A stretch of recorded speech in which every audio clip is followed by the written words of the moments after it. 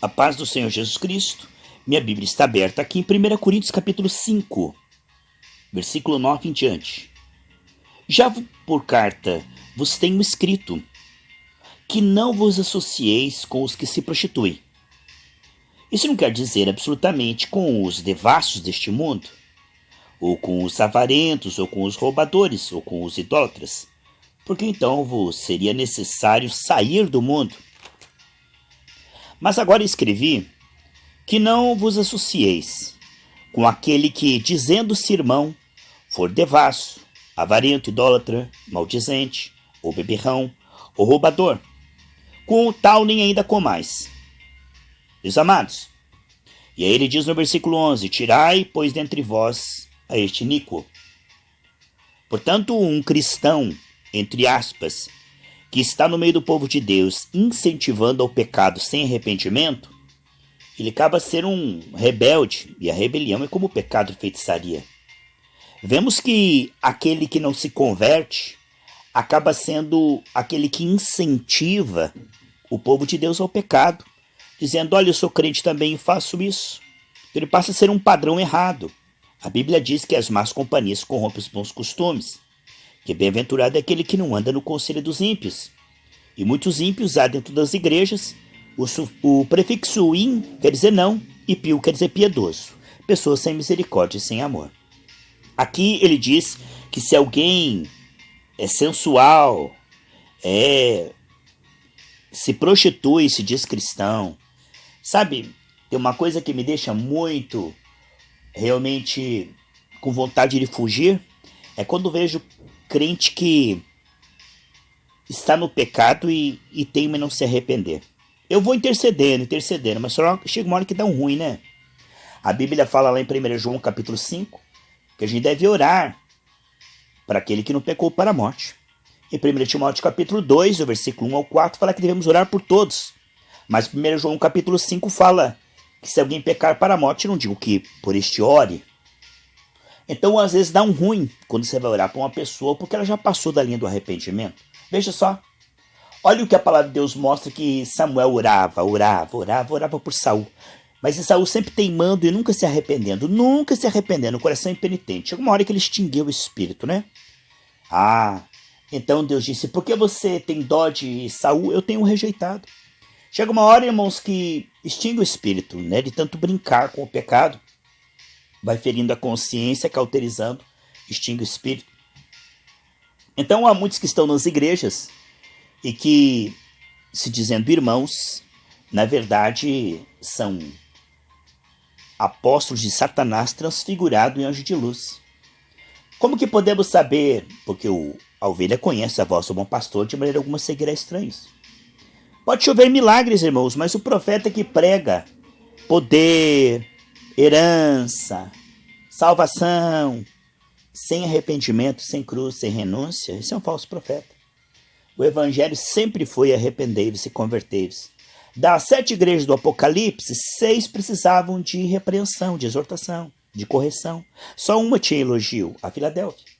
Então vemos que nos últimos dias, à medida que o amor de quase todos vai esfriando, a mensagem genuína tem a ver com arrependimento. Não é culpa, condenação, mas é realmente lembrar de onde caímos e ficar sério, porque desde que nós viemos do mundo, havia em nós muita coisa que desagradava a Deus. Agora que nos vemos ao Senhor, vamos buscá-lo de todo o coração. E aqui está dizendo de territórios contaminados, pessoas que estão no meio do ágape, no meio do povo de Deus, mas ali são devassos, avarentos, idólatras, maldizentes, roubadores. Ele diz, com esse nem comais. Lá em Colossenses capítulo 3 e também em Efésios capítulo 5, fala que os apaixonados, os idólatras e avarentos que não se arrependem, estão acumulando ira. Pastor, mas a ira de Deus foi toda descarregada em Cristo. Sim, aqueles que estão em Cristo não estão debaixo da ira de Deus. Mas há muita gente que está nas igrejas, mas não está em Cristo, nem no Espírito. São apenas religiosos, fachada. E Deus sabe quem confia nele, quem é sincero. Deus sabe aquele que faz sinais, prodígios, mas que é um falso profeta. E naquele dia vai ouvir, não te conheço, apartai-vos de mim. Por isso, a importância de estarmos pregando o evangelho genuíno e mostrando que mesmo dentro da igreja, muitas vezes há territórios malditos, amaldiçoados. São pessoas carregadas de demônios fingindo-se cristãos, tendo uma aparência de piedade, mas negando sua eficácia. A Bíblia diz, foge dos tais. O que temos aqui, certamente, nesse tema, é que aquele que se volta ao Senhor espontaneamente é perdoado, é restaurado. Mas isso não quer dizer que é definitivo, porque Paulo diz, eu cuido para que pregando a outros eu mesmo não seja desqualificado. Porque no meio do processo, muitos se tornam como um cão que volta para o vômito, como a porca que volta para a lama. E muitas pessoas dizem, não, pastor, uma vez salvo, sempre salvo. Porque é impossível que uma pessoa que tem o Espírito Santo não vá até o fim. A Bíblia fala em Hebreus capítulo 6 o contrário. Fala que é impossível restaurar aquele que um dia foi iluminado, provar o dom celestial e se fizeram participantes do Espírito Santo, provaram a boa palavra e as virtudes dos séculos vindouros e recaíram e sejam outras vezes renovados para arrependimento. Pois assim, quanto a eles, de novo crucificaram a Jesus, o Filho de Deus, e o expõem a vitupério. Aqui eu li Hebreus capítulo 6, do 4 ao 6. Aí você fala, pastor, esses aí realmente nunca foram salvos. Se fossem salvos, não fariam isso. A Bíblia diz que eles foram sim, que eles provaram o Espírito Santo, os poderes do século vindouro. Aqui está falando de conversão genuína, que foi depois aquele que disse, eu quero Jesus, eu não quero mais Jesus. Eu quero como Demas que abandonou Paulo amando o presente século, né? Com o tempo vai repensando, né? A porca volta para a lama, o cão volta para o vômito. E há muita gente que começa bem, irmãos, mas melhor é o fim do que o começo.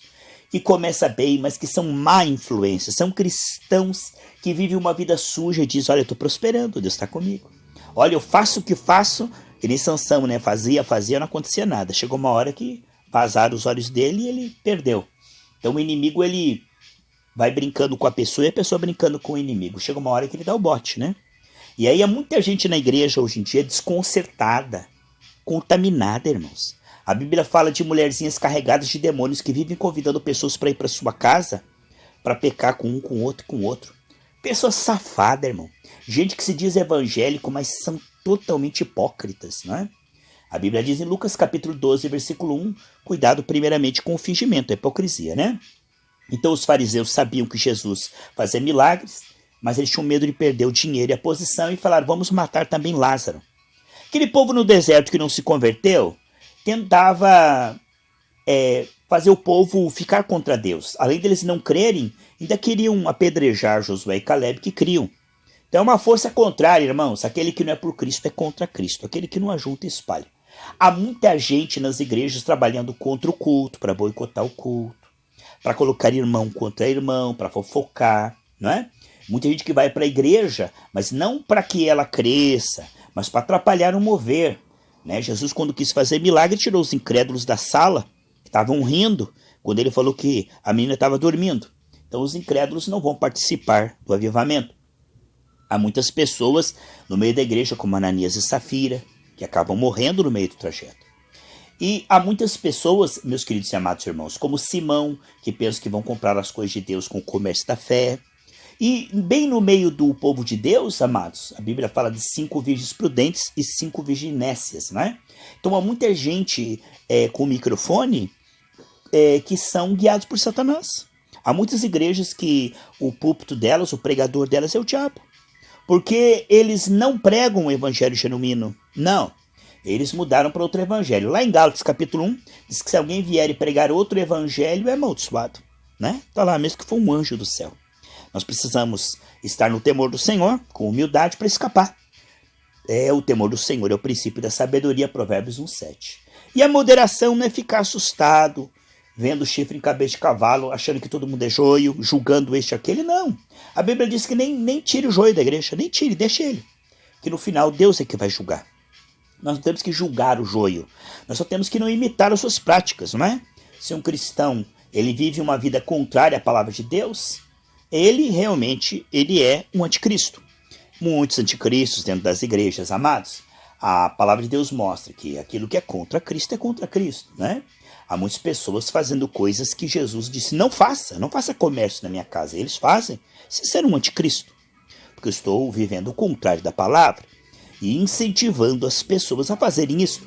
Ora, se eu incentivo as pessoas a fazerem o que Jesus disse não faça, não apenas sendo um rebelde fazendo, mas incentivando outros a fazer, eu sou um feiticeiro, porque eu estou levando as pessoas a viverem o contrário do chamado original, que é arrependei-vos e convertei-vos, busca o reino de Deus e a justiça. Essas coisas serão acrescentadas. Portanto, uma mensagem diferente, ela não é apenas diferente, ela é satânica. Quando nós vemos ali que em Gênesis 1 e 2, Deus disse A, e em Gênesis 3, o diabo disse B, aquilo não é uma coisa inocente, inofensiva, não, irmãos. Tudo que contradiz a palavra de Deus, o direcionamento profético, é satânico, sim. Há muita coisa que vem com embalagem gospel, mas é satanismo, sim, disfarçado. Se Deus diz, buscai, pois, em primeiro lugar o reino de Deus, sua justiça, essas coisas serão acrescentadas. Ora, um desvio doutrinário é satanismo, sim. Se você tira o povo da porta estreita, não é? Tira o povo da vida cristã genuína para incentivá-lo à avareza, né? Dizer que o mundanismo não tem importância, eu também sou pastor e não dá nada, o que tem? E começa a dizer que o pecado não tem importância. E começa a dizer que Deus é bom, que não importa, que ninguém me julgue, que eu estou na graça. Então, o que nós vemos muitas vezes é que o evangelho modificado produz pessoas deformadas. Nós precisamos do leite racional não falsificado. É o que diz lá em 1 Pedro capítulo 1, no versículo 23, né, amados? O leite racional, a palavra como ela é, revelada no Espírito, sendo de novo gerados pela palavra, né, queridos? Então você que está nessa série Territórios Contaminados, você muitas vezes pode estar diante de uma pessoa que é um satanista. É transfigurado de irmão, de pastor, de sei lá o que, o título que ele tem. Mas se você está com o Senhor te livrará. Ah, sim, meus amados. Aquele que é de Deus não será confundido nem envergonhado. Isaías 45:17. O Salmo 101, versículo 7 diz que aquele que usa de engano não ficará na minha casa, né? A pessoa não permanece, fica numa igreja, fica noutra, fica numa igreja, não cria raízes, porque o falso profeta, ele não é guiado pelo Espírito de Deus.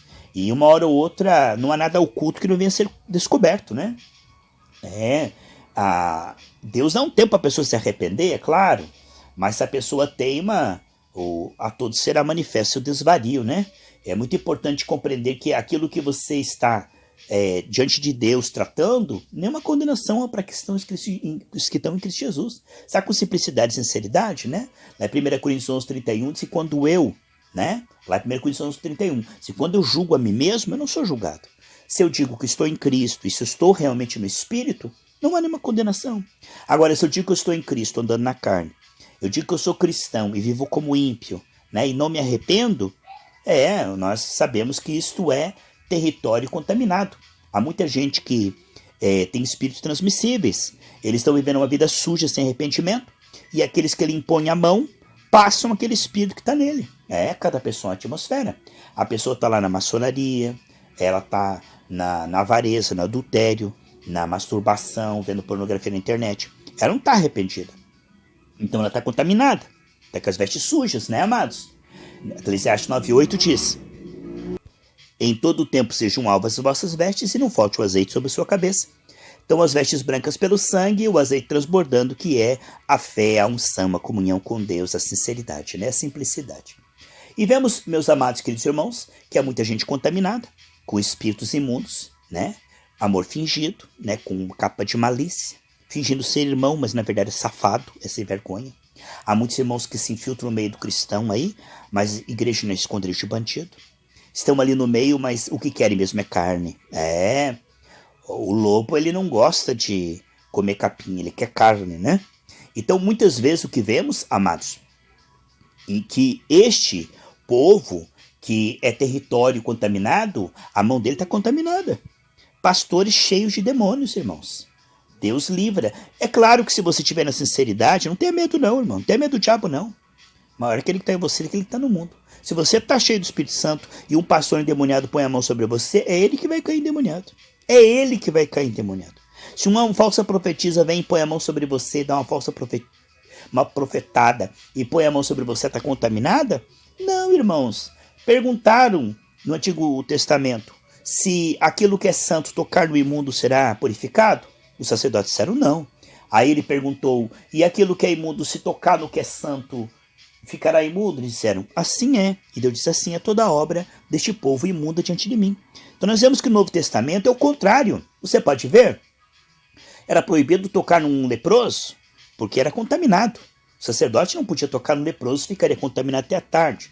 Mas Jesus, lá em Marcos 1, 40 a 41, não apenas falou que ele estava curado, mas pôs a mão sobre ele. Mostrando que o que é santo é superior ao contaminado. O contaminado, as trevas só existem onde não há luz. Então não temos que ter medo das trevas. É uma questão de medo, é uma questão de prudência. É uma questão de estar santo e puro. Né? O que vemos então que quando estamos limpos, e são muito poucos que estão em pé e limpos, irmãos. A grande maioria da igreja não tem discernimento entre o santo e o profano. Está misturado com mundanismo, carnalidade, vaidade, pecado. Estão ali na igreja recebendo um alimento errado, correndo atrás do dinheiro, de bênção, de um monte de coisa, mas não está buscando render a sua justiça. Então esse povo é facilmente enganado.